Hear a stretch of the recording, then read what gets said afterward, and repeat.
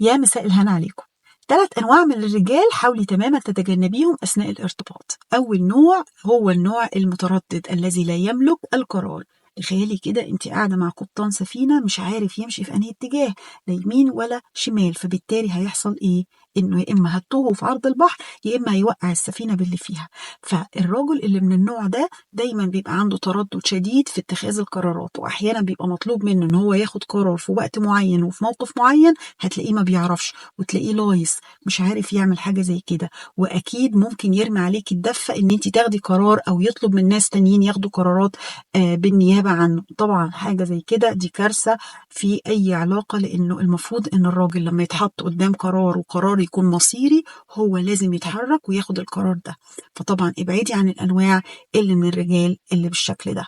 تاني نوع وهو اللي بنقول عليه الرجل الموالي أو التابع، ما بيبقاش دماغه من تفكيره، بيبقى دايما ودني، ودي احنا اتكلمنا عليها قبل كده، ودي من الخصائص بتاعته وهتلاقيها صفة مميزة جدا عنده، ان رجل ودني، يعني دماغه مش هي اللي ممشياه، ناس تانية هم اللي ممشيينه. فاحذري من الرجل اللي بالشكل ده، لان انت هتعيشي حياتك مع حد مسيطر عليه، حد تاني هو اللي ممشي البيت او هو اللي ممشي العلاقة، فاكيد طبعا انت كده في الطل.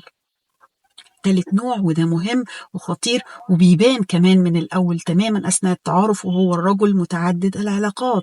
الراجل اللي من النوع ده بيعيش العيشة دي لأنه هو حاسس إنه هو غير كافي، فبالتالي عايز ياخد الإطراء وياخد التقدير من الناس، فبيتعرض إنه هو عايز يبقى في علاقات كتيرة جدا في حياته علشان خاطر ياخد الثقة في نفسه، لأن أول حاجة هتعرفيها إن هو غير واثق بنفسه لأنه بيعمل كده، فبالتالي بيسحب الثقة والتقدير من الناس إن هو يكون مرغوب عن طريق العلاقات المتعددة. وده طبعا مش هقولك عليه ده هيبقى مبهدل الدنيا معاكي ازاي، او المعاناة اللي انت هتعانيها معاه. فطبعا احذري من النوع ده.